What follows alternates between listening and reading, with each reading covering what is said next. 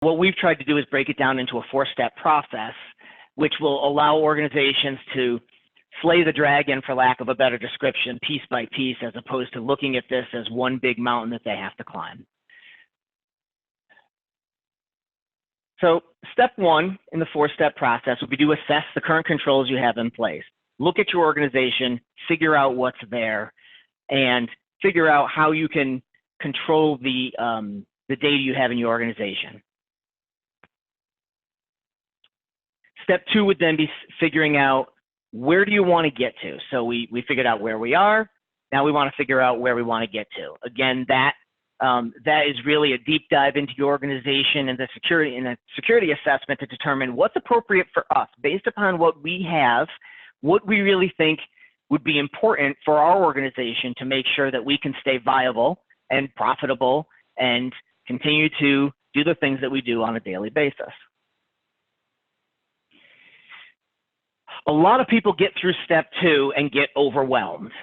Once you've got this gap analysis in place, you can look at it and say, oh my goodness, there's 16 or 60 things that we feel like we need to do.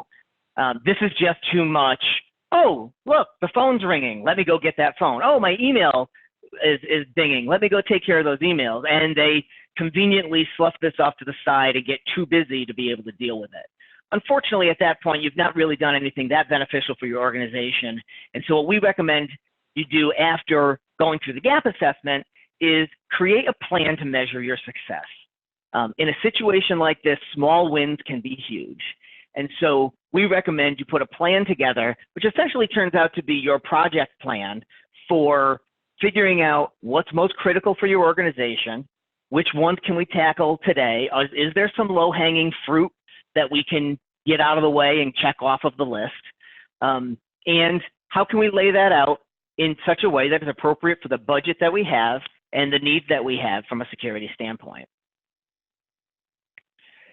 Once you put that plan together, it's time to just tackle item number 1. If there's 60 things on the list, don't worry about the next 59. You want to implement item number 1 and put yourself in a situation so you can have ongoing control of what you're doing within the network. Make sure that you set aside some specific amount of time, resources, etc., to ensure you continue through your plan and put things into place that allows you to be flexible as the world of technology changes, that you're paying attention to what else is happening out there, and you have controls in place as soon as you get through those portions in your plan to be able to protect your organization.